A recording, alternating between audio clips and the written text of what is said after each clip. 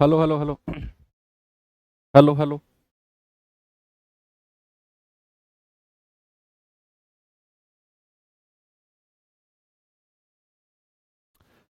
Hello बच्चों, नमस्कार, good evening. क्या हाल चाल है सभी के? उम्मीद करता हूँ बहुत अच्छे होंगे और पढ़ाई भी आप लोगों की बेहतर चल रही होगी।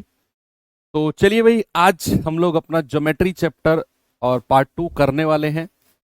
कल हम लोग पार्ट 1 कर चुके थे, जिसमें हम लोगों ने बेसिक एंगल्स पढ़े कि ज्योमेट्री में बेसिक एंगल्स क्या होते हैं। फिर हमने उसके बाद हर्ट ऑफ ज्योमेट्री पढ़ा, यानी कि प्रॉपर्टीज ऑफ एंगल्स पढ़ा कि प्रॉपर्टीज ऑफ एंगल्स क्या क्या होती हैं। उसके ऊपर शायद एक आध सवाल भी किया हो कि नहीं किया हो, आई डोंट नो। किया था शायद एक आध सवाल, तो है ना, प्रॉपर्टीज ऑफ एंगल्स के ऊपर। उसी चीज को आगे बढ़ाएंगे और अ, आज में सबसे पहले हम शुरू करेंगे जो कल हमने लास्ट में पढ़ा था, हर्ट ऑफ ज्योमेट्री के नाम से, जिसको प्रॉपर्टीज ऑफ एंगल्स भी कह देते हैं। तो उसके ऊपर कुछ सवाल मैं आपको कराऊंगा और फिर हम उसके आगे चलेंगे, सप्लीमेंट्री और कॉम्प्लीमेंट्री एंगल्स देखेंगे। बहुत सारे सवाल मैंने देखे आपके, चाहे रेलवे ग्रुप डी हो, चाहे एनटीपीसी हो, चाहे एएलपी हो। कई सारे सवाल मैंने पूरक समपूरक कोण यानी कि कॉम्प्लीमेंट्री सप्लीमेंट्री एंगल पर देखे। वो करेंगे और फिर उसके आगे थोड़ा सा आगे बढ़ेंगे, ठीक है।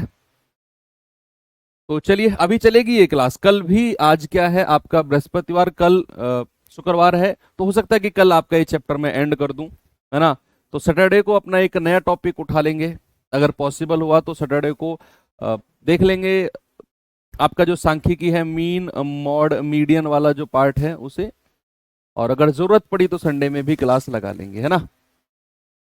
चलिए, चलते हैं थोड़ा सा आगे, करते हैं सवालों को। पहला सवाल है आपके सामने, देखेंगे बच्चे इस सवाल को जरा। मैंने आपको कल एक बात बताई थी कि कोई भी स्ट्रेट एंगल जो होता है, स्ट्रेट लाइन का जो एंगल होता है, सीधी रेखा का जो कोण होता है, वो 180 डिग्री होता है। सवाल ने कहा दिए गए चित्र में ए ओ बी, यानी कि ए ओ बी एक स्ट्रेट लाइन है, एक सीधी रेखा है। ए ओ सी आपको दे रखा है 3x + 20, और आपको दे रखा है बी ओ सी 4x - 36। बी ओ सी कितना दे रखा है? 4x - 36। आपसे बोला है what is the value of x, x का मान क्या होगा।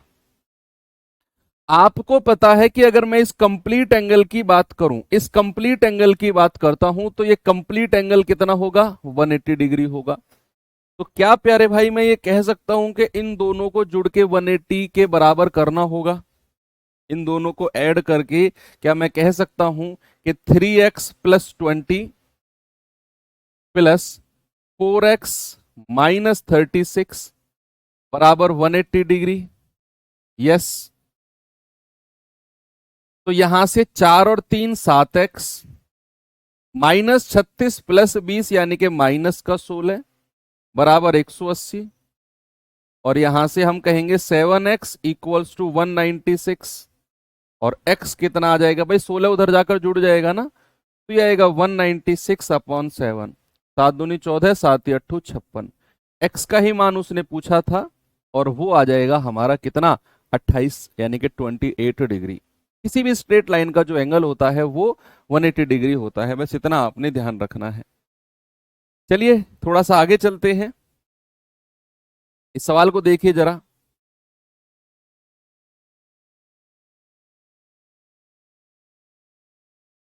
बताइए मुझे।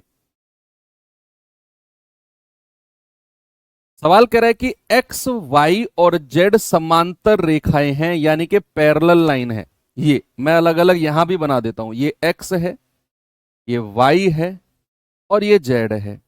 क्या है? पैरेलल लाइन है। अब ये मत कहना कि सर ये तीनों तो मिल रही हैं, पैरेलल कहाँ हो गई? कल तो आपने कहा था कि पैरेलल लाइन मिलती नहीं है। भैया इसने स्ट्रक्चर को बना दिया है ऐसा, स्ट्रक्चर को बना दिया है ये पैरेलल लाइन सी, है ना।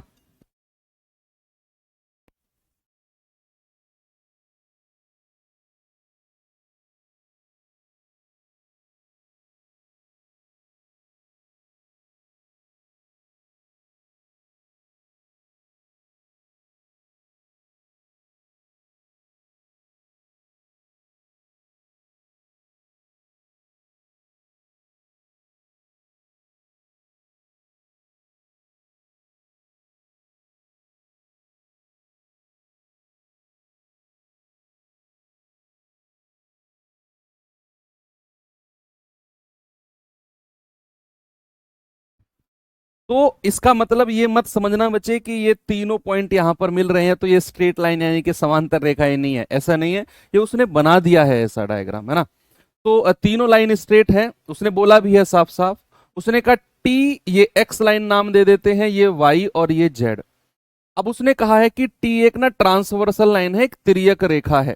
टी जो है एक ट्रांसवर्सल लाइन तिर्यक रेखा है जो इनको प्रतिच्छेदित करती है। निम्न में से समान कोणों का समूह यानी कि सेम एंगल कौन कौन से होंगे। बच्चे मैंने आपको कल बताया था सेम एंगल कौन कौन से होते हैं, बताया था ना कि भैया अगर मैं इस एंगल की बात करता हूं, ये एंगल 1 इसने बोला हुआ है, ये 2, ये 3, ये 4, ये 5, ये 6, ये 7, ये 8 और ये 9। अब ऑप्शन चेक करते हैं, देखना अभी तुम, क्या 2, 3 और 5 हमारे सेम एंगल हो सकते हैं? क्या ये दोनों कभी एंगल समान होंगे? आप कल का डायग्राम याद करो, क्या ये दोनों एंगल कभी समान होने के लिए बोला था मैंने? नहीं, मैंने कहा था कि ये दोनों एंगल हमारे 180 डिग्री के होंगे। आंतरिक समान जो कोण होते हैं, इंटरनल एंगल जो होते हैं वो 180 डिग्री का होता है, कल मैंने लिखवाया भी था आपको। तो 2 और 3 तो कभी समान होंगे ही नहीं, हटा दो इनको। क्या 2, 6, 8 कभी समान हो सकता है? क्या ये वाला एंगल जो पहली वाली लाइन के नीचे है, क्या 6 जो दूसरी लाइन के नीचे है, हाँ ये दोनों तो बराबर हैं। भाई ये वाला एंगल पहली लाइन के नीचे, ये वाला एंगल दूसरी लाइन के नीचे, तो भैया फिर आपका जोड़ा बनना चाहिए 2, 6 और 9 का। 2, 6 और 9 का तिगड़ा बनना चाहिए, 2, 6, 9 का तिगड़ा बनना चाहिए। इसने बोला है 2, 6, 8 यानी कि 2, 6 और ये ऊपर वाला एंगल बोल दिया, नहीं हटाओ इसे भी। आगे चलते हैं, 1, 4 और 9। भैया देखना जरा, अगर मैंने कहा कि ये वाला एंगल 1 है, ये वाला एंगल 4 है, ये वाला एंगल 1 है, ये वाला एंगल 4 है, बराबर है दोनों? बिल्कुल बराबर है सर। और तीसरा एंगल उसने बोला है 9, तो क्या ये एंगल मैं कह दूं कि ये दोनों एंगल आपस में बराबर होंगे? क्या एंगल 9 इक्वल्स टू एंगल 7 प्यारे भाई मैं कह सकता हूं? हाँ जी सर, ये इंटीरियर अपोजिट एंगल्स होते हैं, इंटीरियर अपोजिट एंगल्स होते हैं ना, vertically opposite, sorry vertically opposite angles होते हैं ये वाला। तो एंगल 9, 7 है, बराबर है। तो ये तीनों एंगल बराबर हैं, ये पहली लाइन के ऊपर, ये दूसरी लाइन के ऊपर, ये तीसरी लाइन के ऊपर। तो क्या मैं ये कह सकता हूं कि angle 1 equals to angle 4 equals to angle 7, और एंगल 7 को मैंने बोल दिया कि एंगल 9 के बराबर है। तो 1, 4, 9 तीनों बराबर हो जाएंगे, ऑप्शन नंबर सी हमारा सही है। एक बार फोर्थ को भी देख लेते हैं कि 4, 5 और 7 बराबर हैं। भाई एंगल 4, 5 कौन सा है ये? अरे नहीं, ये दोनों बराबर थोड़ी होते हैं, इन दोनों का सम तो 180 डिग्री होता है। अरे कैसी बातें कर रहे हो आप, क्या ये दोनों एंगल बराबर हो जाएंगे? नहीं, इन दोनों का सम तो सर 180 डिग्री होता है। बराबर कहाँ हुए ये? तो जो लोग डी ऑप्शन दे रहे हैं, एक आध अच्छे तुक्का नहीं मारना है, हमें कॉन्सेप्ट से चलना है। तो हमारा कॉन्सेप्ट कहता है कि ऑप्शन नंबर सी हमारा बिल्कुल सही है। चलिए आगे चलते हैं अगले सवाल की तरफ थोड़ा। ये सवाल देखिए बच्चे जरा, सवाल कर रहा है in the given figure P Q parallel to R S, यानी कि ये जो लाइन है ना पी क्यू, ये हमारी आर एस के पैरेलल है, समांतर है। Then the value of X is what? भाई आपसे बोला है कि जो ये लाइन है ना पी क्यू, अगर मैं इसको थोड़ा सा आगे इस कदर बढ़ा दूं, ये लाइन पैरेलल है किसके? आर एस के। यानी कि ये लाइन को अगर मैं इस कदर बढ़ा दूं, ये लाइन आर एस के पैरेलल है, यानी कि ये दोनों लाइन समांतर है। अब आपको समांतर दिख रही होंगी, ओरिजिनल पिक्चर में आपको ये समांतर नहीं दिख रही होंगी। ओरिजिनल पिक्चर में तो आपको ऐसा दिख रहा होगा ये, सर कहां समांतर है? मैंने इनको थोड़ा सा आगे बढ़ाया, अब आपको लगेगा कि हाँ सर ये पैरेलल लाइंस अब थोड़ा सा फील हो रही हैं। ओके, अब देखिए, अब जो हमने कल हर्ट ऑफ ज्योमेट्री पढ़ा था ना, उसका काम सारा का सारा अब यहां पर हमें यूज में लेकर आना है। उसने बोला है कि P Q parallel to R T, P Q parallel to R S, R S होगा, ये आर एस कर देना, P Q parallel to R S. Okay, तो what is the value of X, ये वाली वैल्यू हमको चाहिए। क्या कर सकता हूं मैं, क्या कर सकता हूं मैं, कुछ कर सकता हूं मैं? यस सर, आप आंसर ला सकते हो, कैसे जरा देखेंगे। भाई अगर मैं आपसे पूछूं ये वाले,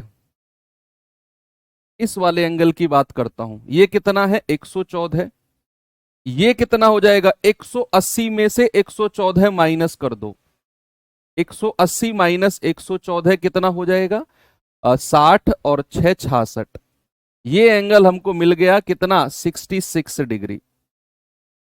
कितना मिल गया, ये एंगल मिल गया 66 डिग्री। 180 में से मैंने 114 माइनस कर दिया तो ये एंगल हमें 66 मिल गया। अब अगर मैं बात करता हूं इस एंगल की, ये एंगल हमारे पास 136 डिग्री है। अगर मैं इसकी बात करता हूं, ये जेड की बात करता हूं, तो ये अगर 136 है तो क्या ये भी 136 होगा? कल तो पढ़ा ही था हमने, है भाई, कल तो पढ़ा ही था हमने कि जेड में जो एंगल बनते हैं ये दोनों पैरेलल लाइन है। अगर मैं इस जेड में आपसे कहूंगा, अगर मैं इस जेड में आपसे कहूंगा कि ये एंगल 136 है, तो ये भी तो आपका 136 डिग्री है। और अब इस लाइन की तरफ जरा फोकस कर लो, इस लाइन की तरफ, कि ये एंगल अगर 136 है तो ये कितना हो जाएगा सर, 180 में से 136 माइनस कर दो, ये हो जाएगा सर 44 डिग्री, यानी कि ये एंगल भी हमें 44 डिग्री मिल गया। अब हमारे पास एक त्रिभुज यानी कि ट्रायंगल बनके तैयार हो गया। बच्चा हमारे पास ना अब एक ट्रायंगल बनके तैयार हो गया, जिसका उल्टा बना दिया मैंने, ये बनेगा, ये एंगल, इस एंगल को उसने x बोला है, ये एंगल हमने 66 निकाला है, ये एंगल हमने 44 निकाला है। तीनों को जोड़ के 180 डिग्री के बराबर कर दो, प्लस x बराबर 180 डिग्री। तो आप कहेंगे कि सर 6 और 4 10, 6 और 4 10 और 11, प्लस x बराबर 180 डिग्री, और यहां से x कितना आ जाएगा उसमें से घटाएंगे तो सर x बराबर आ जाएगा 70 डिग्री। आपका जवाब होगा ऑप्शन नंबर डी, बिल्कुल सही है। कितना होगा 70 डिग्री, बिल्कुल सही है, जो कि ऑप्शन नंबर डी में होगा। ये वाला ट्रायंगल हमारा बन गया है। तो जो कल हमने हर्ट ऑफ ज्योमेट्री पढ़ा था, बड़ा कामयाब है वो।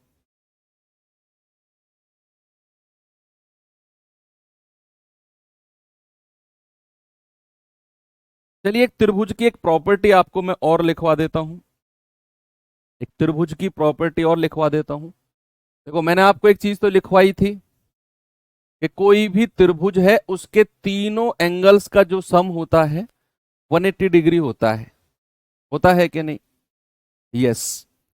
अगर मैं आपसे कहूं कि किसी भी भुजा को मैंने ऐसे बढ़ा दिया, इस एंगल को मैंने ए नाम दे दिया, इसको बी दे दिया, इसको सी दे दिया, और मैं इस एंगल को आपसे पूछूंगा, तो इस एंगल के अपोजिट, इंटीरियर अपोजिट एंगल्स का सम होता है ये वाला एंगल। ये वाला एंगल किसके बराबर होगा? Sum of interior opposite angles, sum of interior opposite angles.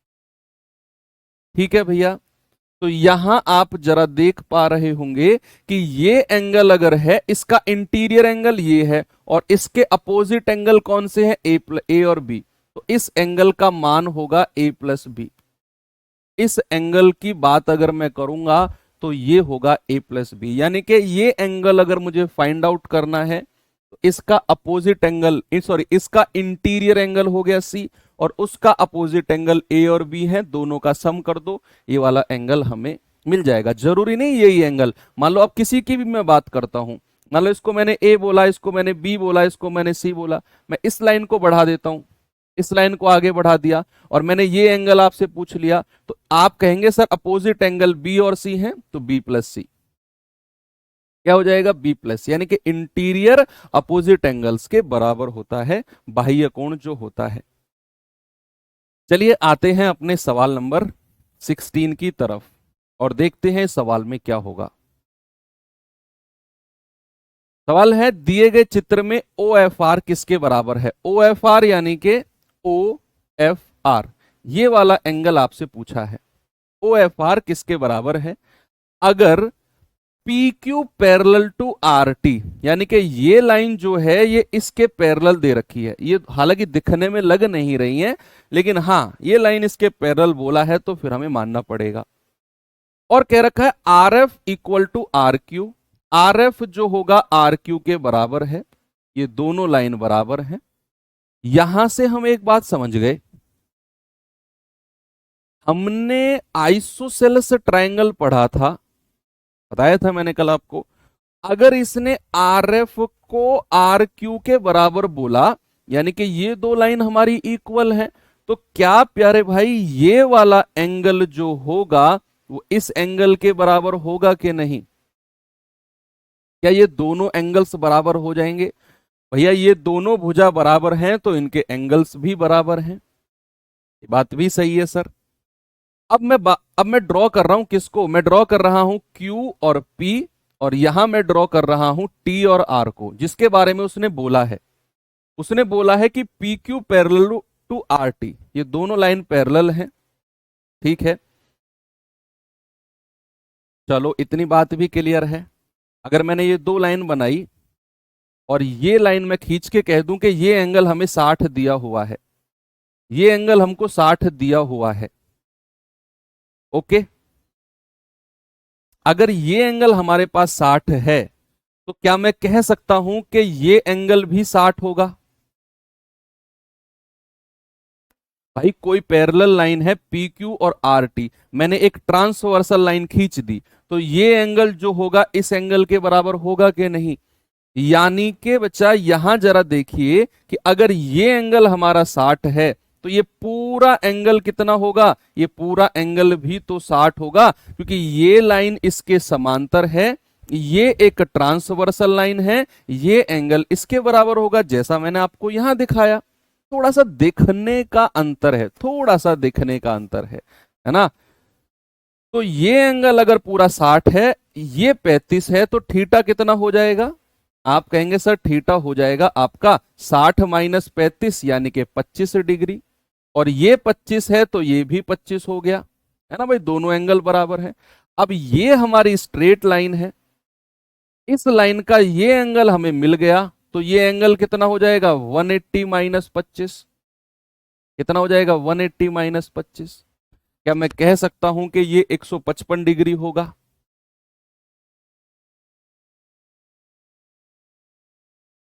Pure conceptual है ये, कल जो मैंने आपको चीजें समझाई थी उसी के ऊपर डिपेंड है। उसने बोला है कि जो लाइन पी क्यू है आर टी के पैरेलल है, साफ बोला है। और पैरेलल लाइन अगर मैंने खींची, अब जो ये लाइन है ना क्यू एस, इस लाइन को मैंने ट्रांसवर्सल ऐसे काटा, और फिर मैंने कहा ये एंगल अगर 60 है तो ये एंगल भी 60 होगा। भाई आप ऐसा सोचो, इसे थोड़ा ऐसा घुमा दो, इस वाली फिगर को ना ऐसे घुमा दो, ये कुछ ऐसे बन जाएगी, ऐसे ऐसे बन जाएगी, तो क्या ये एंगल इसके बराबर नहीं होगा। बिल्कुल होगा। यहां भी तो सेम बात कह रखी है, अगर ये 60 है तो ये पूरा एंगल 60 होगा। इतना हमें 35 दे रखा है, तो ये बचेगा 60 माइनस 35 यानी कि 25। ये एंगल 25 है तो ये भी 25 होगा, क्योंकि ये दोनों भुजा बराबर है। और ये 25 है तो ये पूरा एंगल 180 है, ये 25 है तो ये एंगल कितना बचा 180 माइनस 25 यानी कि 155 डिग्री। ठीक है, आगे चलते हैं थोड़ा सा। ये सवाल बताइए जरा, दिए गए चित्र में BC पैरेलल टू DE है, BC जो है वो DE के पैरेलल है। आपसे कह रहा है what is the value of x। लगाओ दिमाग, मैं देखूंगा कौन इसका आंसर मुझे बताएगा।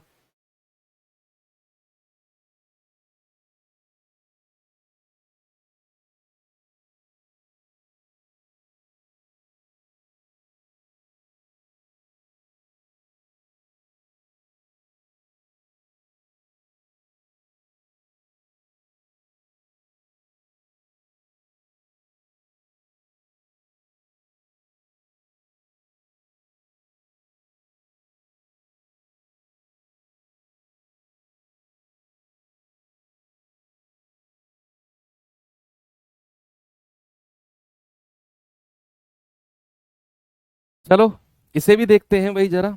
ये दोनों पैरेलल लाइन है ना, इसको थोड़ा सा स्ट्रेट इस तरीके से बना दो। अब आपको ये हल्की सी दिखने में पैरेलल लग रही होगी कि ये लाइन हमारी इसके समांतर है। दोनों लाइन आपस में समांतर हैं ये दोनों।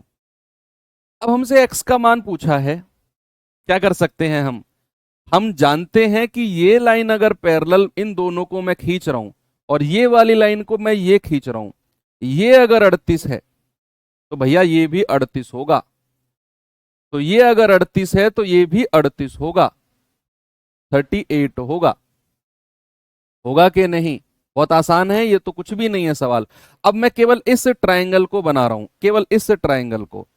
ये एंगल अगर 122 है और इसका ये वाला एंगल x है और ये मैंने 38 कह दिया, तो क्या इंटीरियर अपोजिट एंगल बराबर नहीं होंगे? सॉरी, इंटीरियर अपोजिट का सम x प्लस 38, क्या x प्लस 38 का सम 122 के बराबर नहीं हो जाएगा?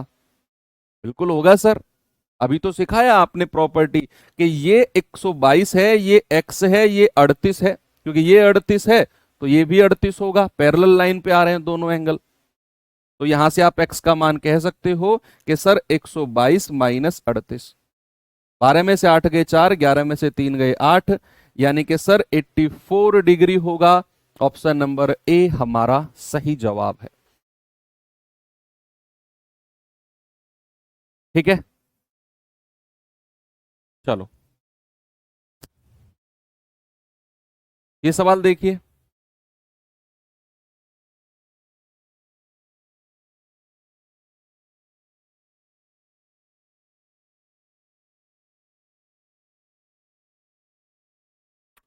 दी गई आकृति में ए ओ बी एक सीधी रेखा है, ए ओ बी एक स्ट्रेट लाइन है। ए ओ सी जो है वो 67 डिग्री है और बी ओ सी का द्विभाजक ओ डी है। बी ओ सी, बच्चे बी ओ सी कौन सा है? बी ओ सी द्विभाजक मतलब होता है बच्चा बाइसेक्टर। बाइसेक्टर का भी मतलब मैं आपको समझाता हूं। ये कोई एंगल है सपोज, और मैंने कहा कि इसका बाइसेक्टर ये लाइन है। बाइसेक्टर का मतलब है कि ये इस एंगल को आधे आधे हिस्से में डिवाइड कर देगी। ये वाली लाइन अगर बाइसेक्टर है, द्विभाजक है, तो जो बाइसेक्टर होता है वो एंगल को टू इक्वल हाफ्स में डिवाइड कर देता है। बाइसेक्टर का काम क्या होता है? एंगल को टू इक्वल हाफ में डिवाइड करना। टू इक्वल हाफ में डिवाइड करना होता है बाइसेक्टर का काम।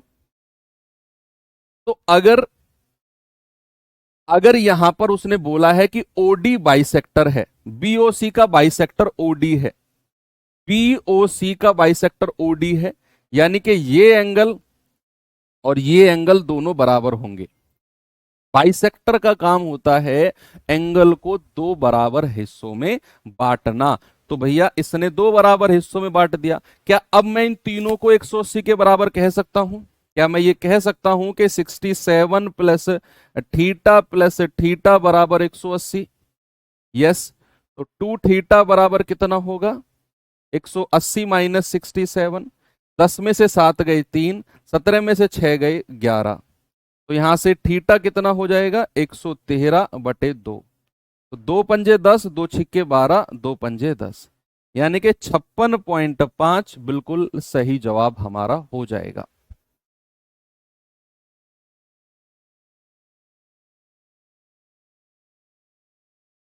ओके, चलो तो ये हुए कुछ एंगल्स के सवाल। चलते हैं थोड़ा सा आगे और सीखते हैं बच्चे कॉम्प्लीमेंट्री और सप्लीमेंट्री एंगल्स के बारे में। क्या होते हैं कॉम्प्लीमेंट्री एंगल्स, क्या होते हैं सप्लीमेंट्री एंगल्स? भैया अगर मैं बात करूं कॉम्प्लीमेंट्री,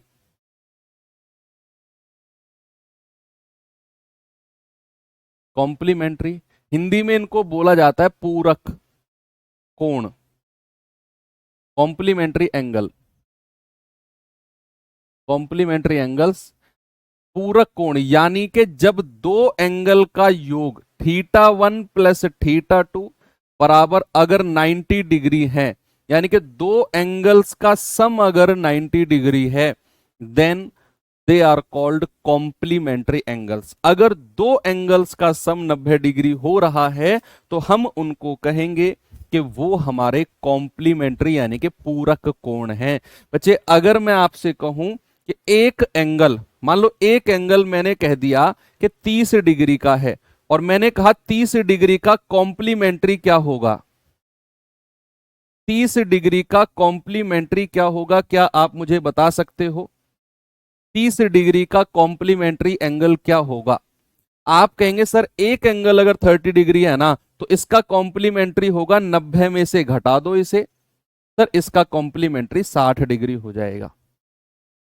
क्योंकि दोनों का सम मिलकर क्या होना चाहिए, दोनों का सम मिलकर होना चाहिए 90 डिग्री कॉम्प्लीमेंट्री में, ध्यान रखना 90 डिग्री।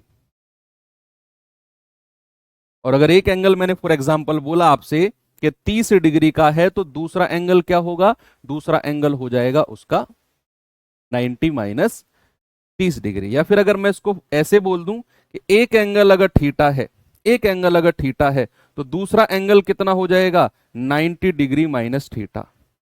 दूसरा एंगल कितना हो जाएगा, दूसरा एंगल हो जाएगा 90 माइनस थीटा। ठीक है।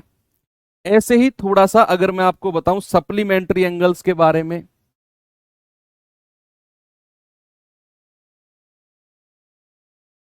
सप्लीमेंट्री एंगल्स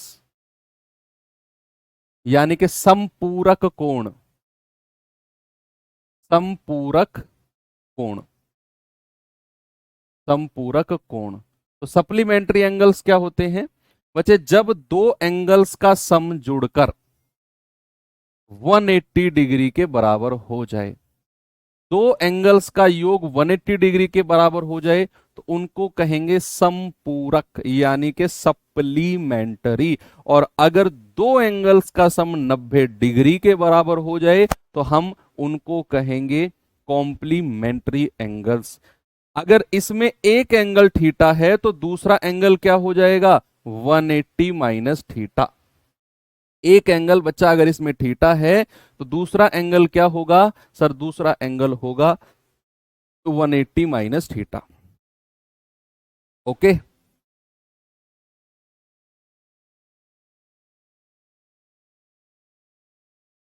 ठीक है।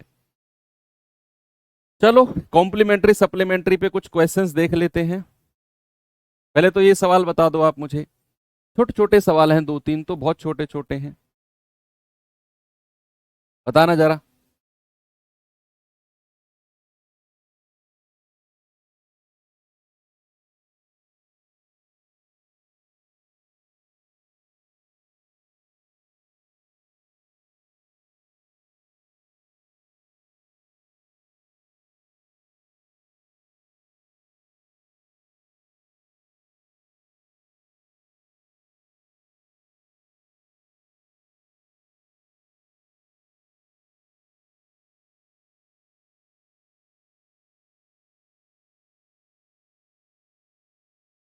एक समकोण तो 90 डिग्री होता है, सब जानते हैं। राइट एंगल है ना भाई, राइट एंगल कितना होता है, 90 डिग्री होता है। हाँ, थोड़े से मैं आपको एंगल्स के बारे में और बता देता हूं बच्चे। एक होता है हमारा न्यून कोण, एक होता है हमारा न्यून कोण यानी कि जिसको बोलते हैं एक्यूट एंगल, एक्यूट एंगल। अभी सवाल करने से पहले ना इसको थोड़ा सा देख लेते हैं। एक होता है हमारा अधिक कोण, क्या होता है, अधिक कोण, अधिक कोण जिसको बोलते हैं आपका obtuse angle, obtuse angle. Right angle तो आप जानते ही हैं, राइट एंगल यानी कि 90 डिग्री।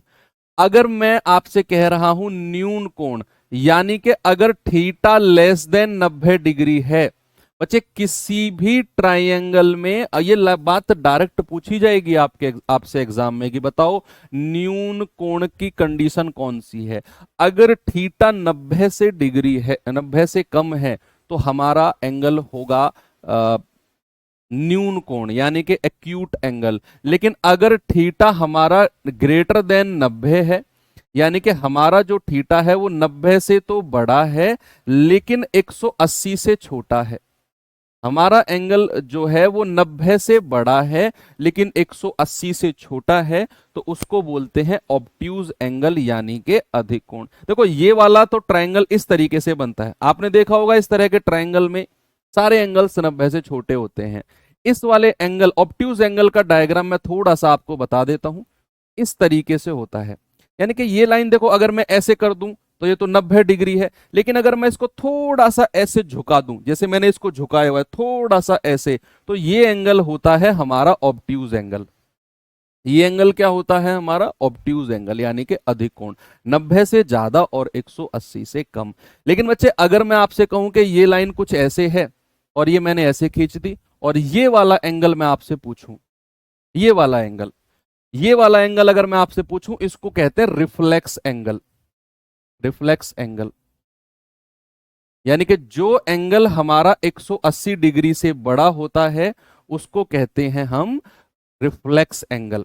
180 से बड़ा और 360 से छोटा, आप ऐसे लिखो, जो एंगल हमारा 180 डिग्री से बड़ा होगा और 360 से छोटा होगा उसको कहेंगे हम रिफ्लेक्स एंगल, जो बाहर की साइड एंगल होता है। मान लो अगर मैं इसी में ही आपसे रिफ्लेक्स एंगल पूछने जाऊं तो ये होगा रिफ्लेक्स एंगल, इसी में ही रिफ्लेक्स एंगल पूछने जाऊं तो बाहर वाला एंगल रिफ्लेक्स, इसका रिफ्लेक्स ये, इसका रिफ्लेक्स ये, तो बाहर वाले जो एंगल होते हैं उन्हीं को ही हम रिफ्लेक्स एंगल्स कहते हैं।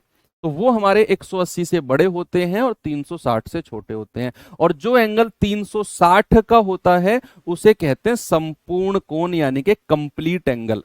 360 डिग्री यानी कि पूरा घूम गए आप, तो पूरा घूम गए तो उसको कहेंगे हम संपूर्ण यानी कि कंप्लीट एंगल। 180 को स्ट्रेट लाइन एंगल, 90 डिग्री को समकोण एंगल, समकोण sorry right angle triangle, right angle sorry. 180 और 90 के बीच में जो है ऑब्ट्यूज एंगल, 90 से छोटा है एक्यूट एंगल, 180 से बड़ा है, 360 से छोटा है रिफ्लेक्स एंगल। सारे एंगल्स के नाम आपको ये पता होने चाहिए, है ना, ये पता होने चाहिए। कई बार इनसे डायरेक्ट क्वेश्चंस पूछ लेता है, जैसे ये सवाल आपका रेलवे का आया हुआ है, इसमें एक चीज ना 2 बार रिपीट कर दी। आप इस वाले ऑप्शन को थोड़ा सा छुपा दो, वृत्त एंगल मतलब वही होता है, ऑब्ट्यूज एंगल को ही वृत्त एंगल बोलते हैं। बताओ जल्दी से।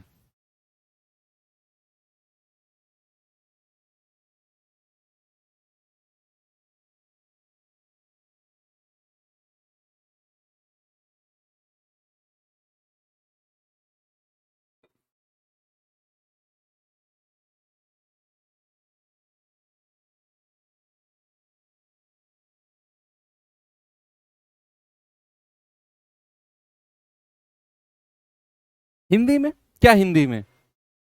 ये अच्छा, इसको बोलते हैं प्रतिवर्ती कोण। प्रतिवर्ती कोण,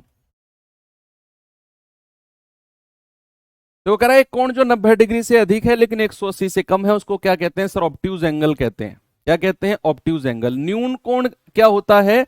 आपका एक्यूट एंगल। एक्यूट एंगल यानी कि जो 90 से छोटा होता है उसको एक्यूट एंगल। समकोण क्या होता है? जिसमें थीटा हमारा 90 के बराबर होता है। रिफ्लेक्स एंगल क्या होता है? जो हमारा 180 से बड़ा होता है, 360 से छोटा होता है, उसको कहेंगे रिफ्लेक्स एंगल। ऑब्ट्यूज एंगल यानी कि थीटा हमारा 90 से बड़ा है और 180 से छोटा है, सवाल ने यही आपसे पूछा है, तो हमारा आंसर हो जाएगा ऑब्ट्यूज एंगल। ये सवाल बताइए जरा।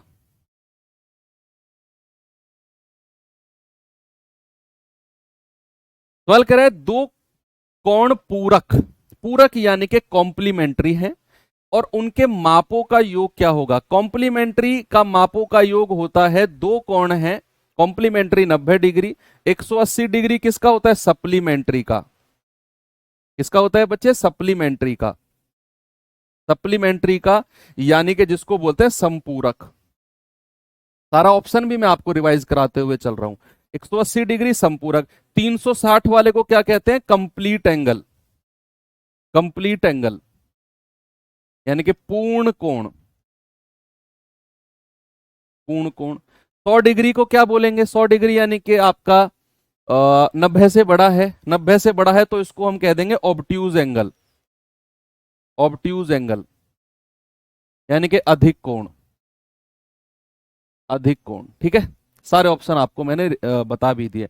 90 डिग्री को हम एक एंगल और कहते हैं जिसको कहते हैं राइट एंगल, राइट एंगल यानी कि समकोण, ठीक है भैया। तो उसने कहा दो एंगल कॉम्प्लीमेंट्री हैं, मैंने कहा कॉम्प्लीमेंट्री का जो सम होता है उसको हम 90 डिग्री कहते हैं।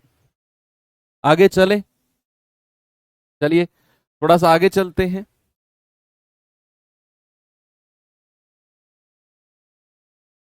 ये सवाल बताइए जरा।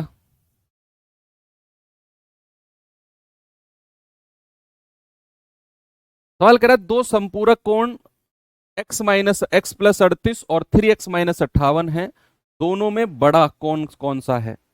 आप जानते हैं कि अगर उसने संपूरक यानी कि सप्लीमेंट्री बोल दिया है तो दोनों का योग कितना होगा, 180 होगा।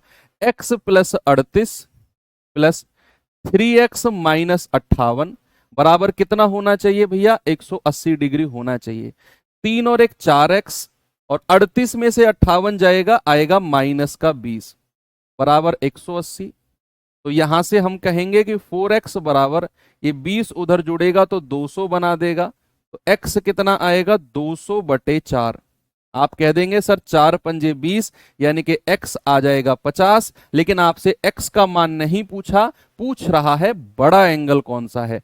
x की वैल्यू यहां पर 50 रखेंगे, 50 प्लस 38 यानी कि 88। दूसरा एंगल होगा 50 दिया 150 माइनस 58, कितना आ जाएगा, 10 में से 8 गए 2, 14 में से 5 गए 9, ये आ जाएगा आपका 92। कितना आ जाएगा बच्चे, 92। अब आप देख लो कि 88 बड़ा है या 92 बड़ा है। आप कहेंगे सर 92 बड़ा है, ठीक है, 92 बड़ा है। एक्स की वैल्यू आई है 50, उसने एक्स की वैल्यू नहीं पूछी, आपसे कहा है कि दोनों में बड़ा एंगल कौन सा है। तो आपको एक्स की वैल्यू यहां रख के चेक करना पड़ेगा कि दोनों एंगल, एक एंगल हमारा आया है बच्चे 88 डिग्री और दूसरा आया है 92 डिग्री। बड़ा पूछा है तो 92 डिग्री होगा,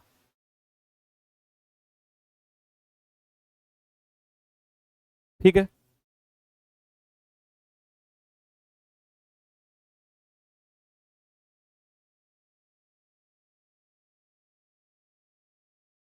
तो संपूरक लिख लेना, संपूरक, ठीक है। आप ज्यादा कंफ्यूज मत हो, बस सीधा सीधा याद रखो संपूरक और सप्लीमेंट्री, सप्लीमेंट्री को ही संपूरक कहते हैं, ऐसा याद रखो। कह रहा है कि संपूरक कोण क्या है, कोण जिनका योगफल 180 है, कोण जिनका योगफल 135 है, कोण जिनका योगफल 75 है, कोण जिनका योगफल 90 डिग्री है। ये आपके आए हुए सवाल हैं भैया रेलवे में। मैंने कहा ना कॉम्प्लीमेंट्री और सप्लीमेंट्री एंगल से बहुत सारे सवाल पूछे गए, लेकिन पूछे बहुत बेसिक सवाल गए हैं, बेसिक ही टॉपिक है। संपूरक यानी कि सप्लीमेंट्री एंगल्स यानी कि जिनका सम क्या होगा, 180। जिनका सम 90 डिग्री होता है उसको हम क्या कहते हैं, पूरक। क्या कहते हैं, पूरक यानी कि कॉम्प्लीमेंट्री। क्या कहते हैं बच्चे, जिनको जिनका योगफल 90 डिग्री होता है उसको कहते हैं कॉम्प्लीमेंट्री।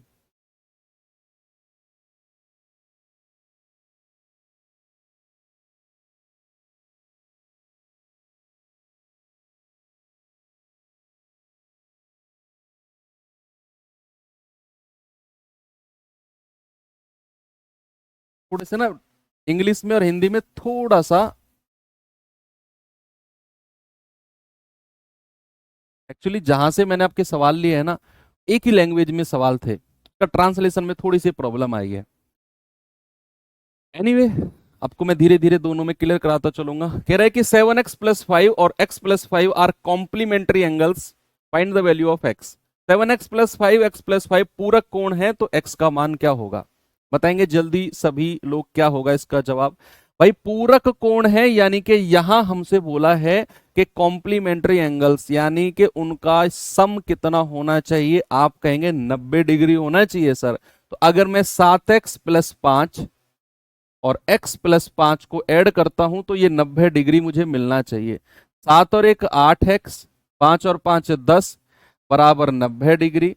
तो यहां से हम कहेंगे 8x बराबर, ये 10 उधर जाकर घटेगा 80, तो x कितना आ जाएगा, 80/8, ये आ जाएगा 10 डिग्री।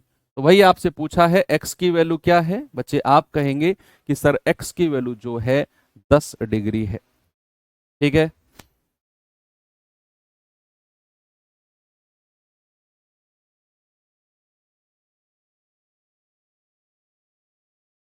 ये बताइए जरा, कह रहा है 4y + 55 और 3y + 69 संपूरक हैं, सप्लीमेंट्री हैं, तो y का मान क्या होगा बच्चे? अगर सप्लीमेंट्री बोला है, सप्लीमेंट्री बोला है तो 180 सम होना चाहिए। तो इन दोनों का सम करेंगे, 4y + 55 और 3y + 69 बराबर 180 होना चाहिए। 4 और 3 7x 7y सॉरी, प्लस 9 और 5 14, 6 और 5 11 और 1 12, 180। तो 7y कितना हो जाएगा? 180 माइनस 124। 10 में से 4 गए 6, 17 में से 12 गए 5, तो y कितना हो जाएगा? 56/7 यानी कि 8। y पूछा है आपसे, यस, y कितना हो गया? 8, बिल्कुल सही है।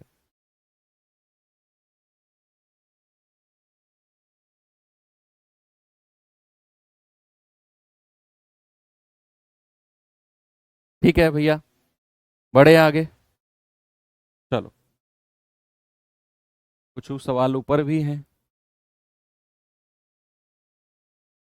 हाँ, इस तरह का सवाल देखिए जरा, ऐसे सवाल आपको मॉक टेस्ट वगैरह में बहुत देखने को मिल रहे होंगे, पूरक संपूरक वाले।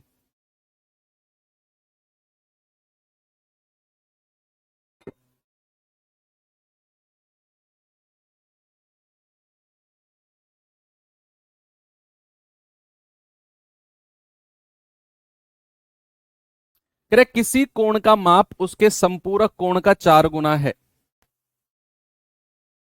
तो बताओ वो एंगल है कितना? भाई आप जानते हैं संपूरक मतलब सप्लीमेंट्री एंगल की बात करेगा। मान लो कोई एंगल मैंने थीटा मान लिया, तो इसका संपूरक कितना हो जाएगा? इसका संपूरक हो जाएगा 180 माइनस थीटा। क्या किसी को कोई दिक्कत है अगर मैं ऐसा लिख दूं?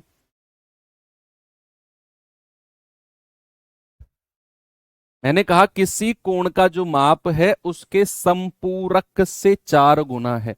ये एंगल अगर मैंने थीटा बोला, इसका संपूरक कितना होगा? 180 माइनस थीटा।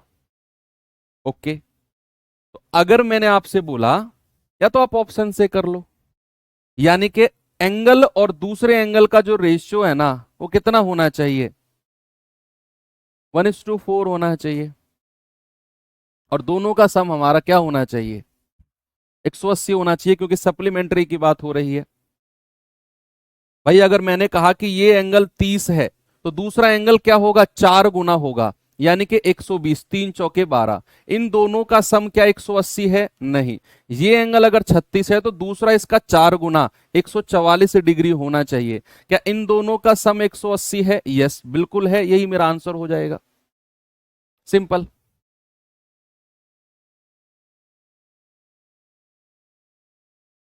ठीक है, तो चलिए, वैसे भी आप कह सकते हो कि थीटा बराबर जो होगा वो अपने संपूरक का 4 गुना है। तो थीटा बराबर क्या हो जाएगा? 4 इंटू 180 माइनस 4 थीटा। ये इधर आकर 5 थीटा बना देगा, 18 चौक 72, 720। तो थीटा कितना आ जाएगा? 720/5। 5 एकम 5, 2 5 के 20, 5 के 20, यानी कि एक एंगल आ गया 44। तो दूसरा एंगल कितना हो जाएगा? दूसरा एंगल हो जाएगा 144 माइनस 180 माइनस 44, यानी कि 36 डिग्री, 144 सॉरी।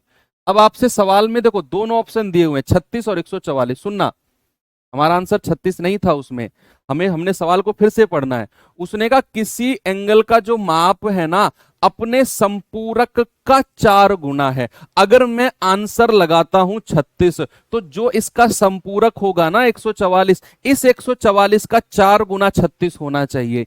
क्या ऐसा है? सवाल तो पढ़ो। उसने कहा एंगल जो है संपूरक का 4 गुना है होना चाहिए। अगर मैंने कहा 36, ये अगर 144 है, ये क्या 36 का 4 गुना है? बिल्कुल सही बात है, तो मेरा आंसर 144 होगा बच्चे, 36 नहीं होगा, क्योंकि 144 ही वो एंगल है जो अपने संपूरक यानी के 36 का 4 गुना है। हमें वो एंगल बताना है कि वो एंगल क्या है जो संपूरक का 4 गुना है। तो पूछा है वह कोण बताओ जो अपने संपूरक का 4 गुना है। तो भैया 144 एंगल मिला, इसका संपूरक 36 मिला, तो मैंने कहा 36 का 4 गुना 144 है। 144 आंसर बताना है हमें, 36 नहीं, 144।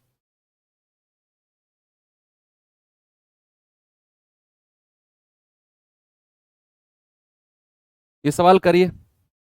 सप्लीमेंट्री को पूरक और कोटि पूरक दोनों बोल देते हैं। पूरक और कोटि पूरक का मतलब एक ही होता है। कह रहे कि यदि कोई कोण अपने कोटि पूरक का दोगुना है तो उस कोण का माप बताओ। कोटि पूरक का दोगुना होना चाहिए, कोटि पूरक का डबल वो एंगल होना चाहिए जो आपसे पूछ रहा है, और दोनों का सम क्या होना चाहिए? 90 डिग्री होना चाहिए।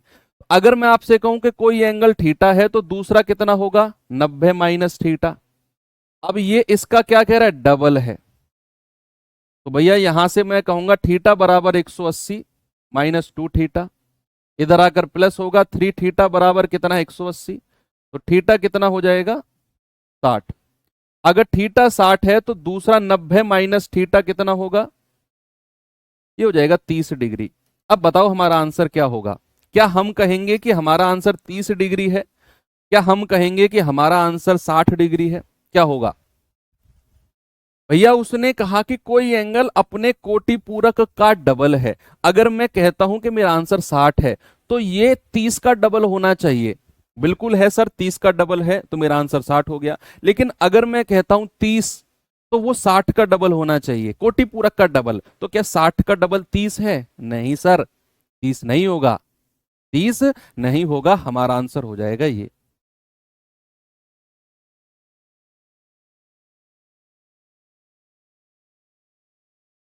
ठीक है, आप इसे रेशियो से भी कर सकते हो। आप इस चीज को रेशियो से भी कर सकते हो। मैं आपको बता देता हूं रेशियो से भी, कि भाई मैं यहां पर कोई एंगल लेता हूं, कोई भी थीटा मैंने एंगल ले लिया, कोई मैंने कोण कहा, और इसका कोटि पूरक मैं कह रहा हूं, कोटि पूरक। ठीक है, उसने कहा कोई कोण अपने कोटि पूरक का डबल है। कोटि पूरक अगर एक है तो वो कोण कितना हो जाएगा? 2। और हम जानते हैं कि इन दोनों का सम जुड़कर कितना होना चाहिए? 90 डिग्री के बराबर होना चाहिए। तो 2 और 1 कितना हो गया? 3 का मान 90, 1 का मान कितना होगा? 30। आपसे कह रहा है बताओ वो कोण कितना है, हमें इसी का मान पूछा है। तो 2 गुणा 30 यानी कि 60। ऐसे भी आप कह सकते हो, बिना कंफ्यूजन के, बिना कंफ्यूजन के ऐसे भी आप कह सकते हो। सप्लीमेंट्री बोला है नहीं, कॉम्प्लीमेंट्री कर लेना इसे।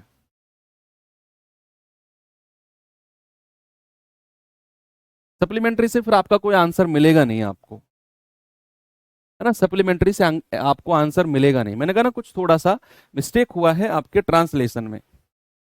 इस वाले सवाल को भी आप ऐसे ही कर सकते हो, ऊपर वाले सवाल को भी आप ऐसे ही कर सकते हो, इसको भी आप ऐसे ही कर सकते हो। 4 गुना है ना। कि मान लो अगर मैं आपसे कहूं, इसको भी मैं आपको ऐसे ही करा के दिखा देता हूं, कि मान लो मैंने कहा कि कोई एंगल हमारे पास, ये कोण मैं लिख देता हूं, और इसका संपूरक। सवाल ने बोला है कि कोई एंगल है अपने संपूरक का 4 गुना है। संपूरक अगर 1 यूनिट है तो वो कोण कितना होगा? 4 यूनिट। तो 4 और 1 5 यूनिट का मान क्या 180 डिग्री होना चाहिए? यस। 1 यूनिट का मान कितना होगा? 36 डिग्री। तो 4 यूनिट का मान कितना होगा? 4 गुणा 36 यानी कि 144 डिग्री। और वही कोण आपसे पूछा है, 144। बिना कंफ्यूजन के ऐसे भी आप कर सकते हो। ठीक है बच्चे, ओके। इस तरह के सवाल आपने आज किए। अब मैं आपको एक होमवर्क दे रहा हूं बच्चे, ये सवाल आप करना खुद से ट्राई, क्या इसमें हम कर सकते हैं। बस एक चीज याद रखना, 1 डिग्री बराबर 60 मिनट होते हैं, 60 मिनट। और मिनट को ऐसे भी लिखा जाता है। मान लो अगर मैं कह रहा हूं ना ए मिनट को मैं ऐसे भी कह सकता हूं, ए और ऊपर डैश, इसका मतलब मिनट ही होता है। तो इसने बोला है 45 डिग्री 45 मिनट, इस डैश का मतलब क्या है, मिनट। 45 डिग्री और 45 मिनट का पूरक कोण क्या है, और मैंने बता भी दिया कि 1 डिग्री 60 मिनट होता है। अब आप दिमाग लगाना, खूब इसमें देखना क्या इसका आंसर हो सकता है। बाकी मिलेंगे अब कल के सेशन में। थैंक यू, बाय बाय, जय हिंद।